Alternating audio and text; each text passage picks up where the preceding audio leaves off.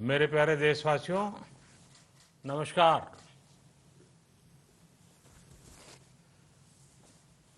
Corona वैश्विक महामारी के खिलाफ लड़ते लड़ते अब हम अनलॉक 2 में प्रवेश कर रहे हैं और हम उस मौसम में भी प्रवेश कर रहे हैं जहां सर्दी, जुकाम, खांसी, बुखार ये सारे न जाने क्या क्या होता है, ये मामले बढ़ जाते हैं। ऐसे में मेरी आप सभी देशवासियों से प्रार्थना है कि ऐसे समय अपना ध्यान रखिए।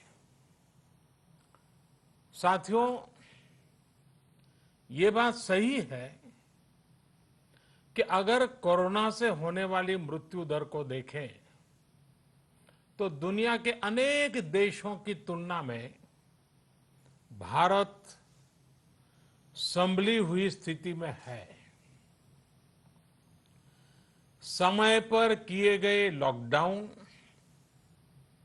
और अन्य फैसलों ने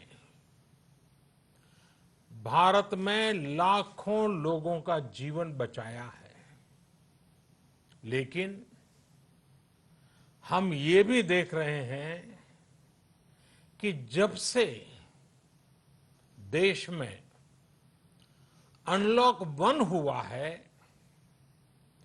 व्यक्तिगत और सामाजिक व्यवहार में लापरवाही जरा बढ़ती ही चली जा रही है।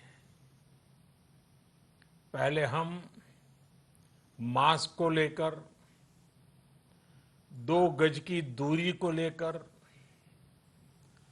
20 सेकंड तक दिन में कई बार हाथ धोने को लेकर बहुत सतर्क थे, लेकिन आज जब हमें ज्यादा सतर्कता की जरूरत है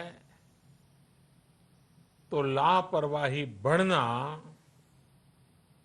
बहुत ही चिंता का कारण है। साथियों, लॉकडाउन के दौरान बहुत गंभीरता से नियमों का पालन किया गया था। अब सरकारों को, स्थानीय निकाय की संस्थाओं को, देश के नागरिकों को फिर से उसी तरह की सतर्कता दिखाने की जरूरत है। विशेषकर कंटेनमेंट जोन्स, उस पर तो हमें बहुत ध्यान देना होगा। जो भी लोग नियमों का पालन नहीं कर रहे हैं, हमें उन्हें टोकना होगा, रोकना होगा और समझाना भी होगा। अभी आपने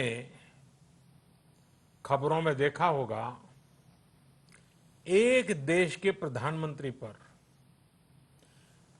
13,000 रुपये का जुर्माना इसलिए लग गया क्योंकि वो सार्वजनिक स्थल पर मास्क पहने बिना गए थे। भारत में भी स्थानीय प्रशासन को इसी चुस्ती से काम करना चाहिए। ये 130 करोड़ देशवासियों के जीवन की रक्षा करने का अभियान है। भारत में गांव का प्रधान हो या देश का प्रधानमंत्री, कोई भी नियमों से ऊपर नहीं है। साथियों, लॉकडाउन के दौरान देश की सर्वोच्च प्राथमिकता रही ऐसी स्थिति न आए कि किसी गरीब के घर में चूल्हा न जले। केंद्र सरकार हो, राज्य सरकारें हो, सिविल सोसाइटी के लोग हों, सभी ने पूरा प्रयास किया कि इतने बड़े देश में हमारा कोई गरीब भाई बहन भूखा न सोए। देश हो या व्यक्ति, समय पर फैसले लेने से, संवेदनशीलता से फैसले लेने से किसी भी संकट का मुकाबला करने की शक्ति अनेक गुना बढ़ जाती है। इसलिए लॉकडाउन होते ही सरकार प्रधानमंत्री गरीब कल्याण योजना लेकर आई। इस योजना के तहत गरीबों के लिए 2.25 लाख करोड़ रुपए का पैकेज दिया गया। साथियों, बीते 3 महीनों में 20 करोड़ गरीब परिवारों के जनधन खातों में सीधे 31,000 करोड़ रुपया जमा करवाए गए हैं। इस दौरान 9 करोड़ से अधिक किसानों के बैंक खातों में 18,000 करोड़ रुपए जमा हुए हैं। इसके साथ ही गांवों में श्रमिकों को रोजगार देने के लिए प्रधानमंत्री गरीब कल्याण रोजगार अभियान तेज गति से आरंभ कर दिया गया है। इस पर सरकार 50,000 करोड़ रुपए खर्च कर रही है। लेकिन साथियों, एक और बड़ी बात है जिसने दुनिया को भी हैरान किया है, आश्चर्य में डुबो दिया है।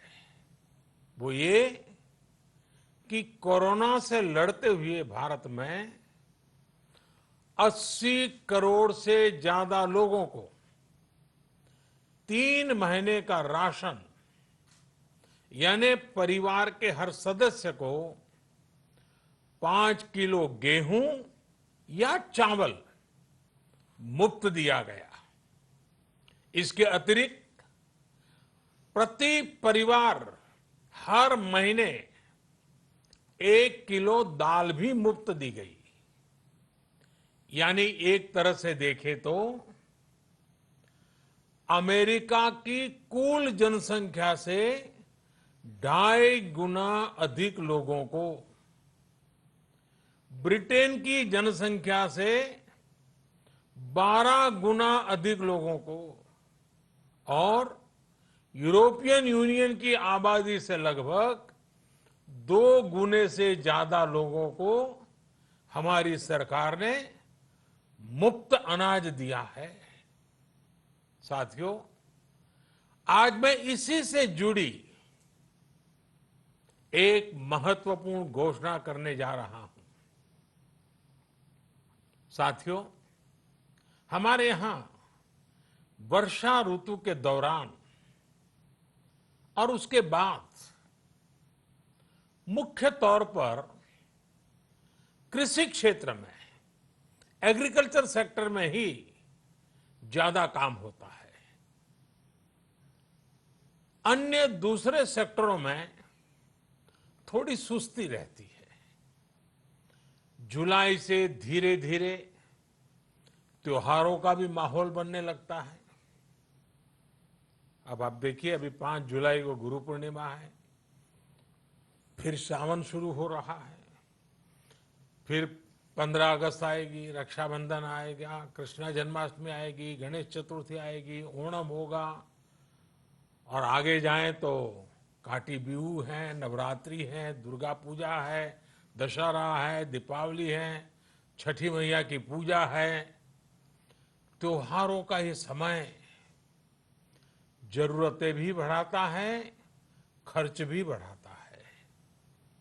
इन सभी बातों को ध्यान में रखते हुए ये फैसला लिया गया है कि प्रधानमंत्री गरीब कल्याण अन्न योजना का विस्तार अब दिवाली और छठ पूजा तक, यानी नवंबर महीने के आखिर तक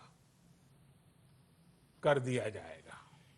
यानी 80 करोड़ लोगों को मुफ्त अनाज देने वाली ये योजना अब जुलाई, अगस्त, सितंबर, अक्टूबर, नवंबर में भी लागू रहेगी।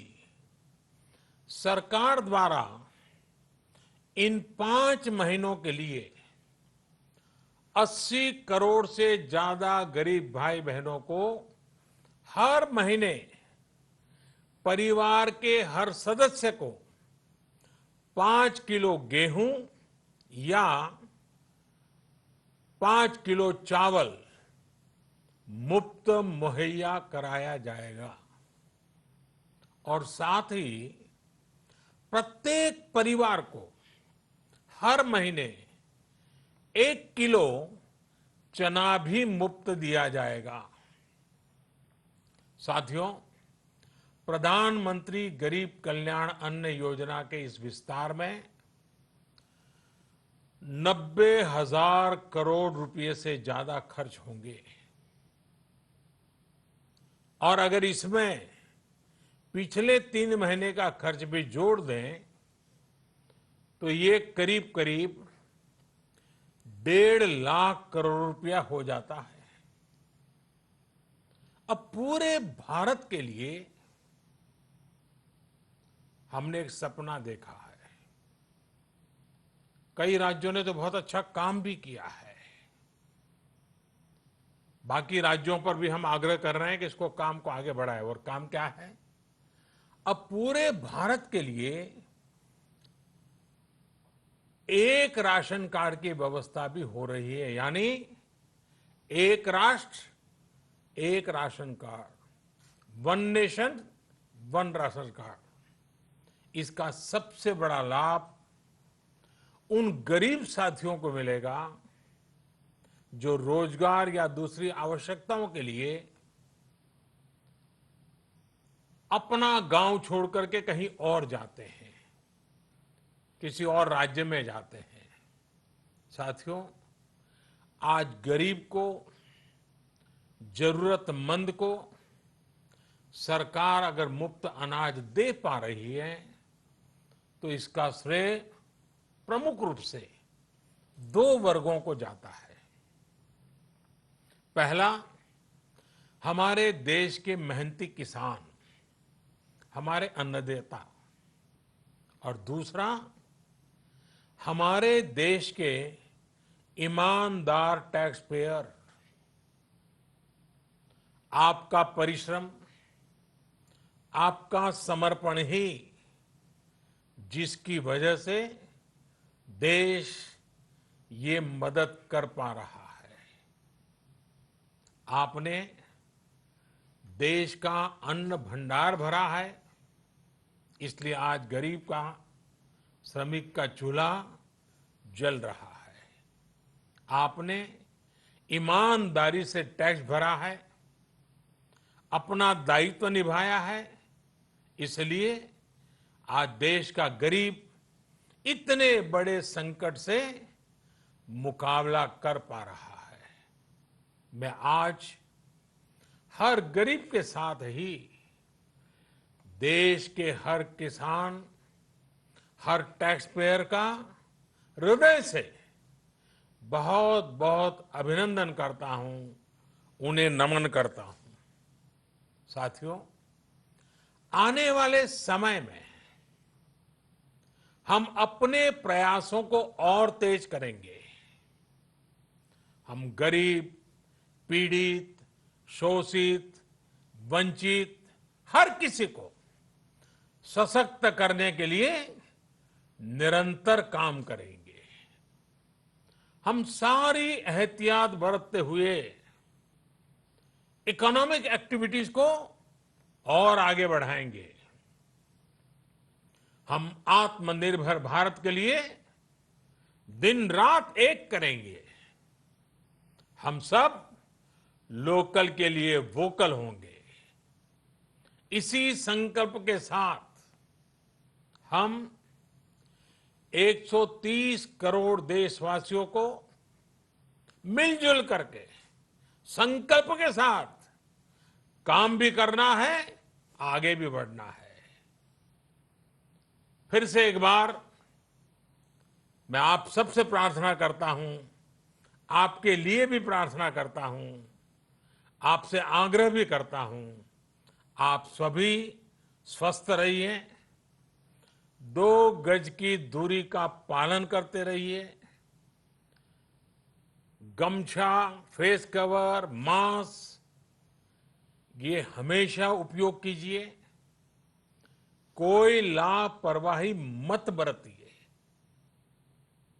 इसी आग्रह, इसी कामना के साथ मैं आप सभी को बहुत बहुत शुभकामनाएं देता हूं। धन्यवाद।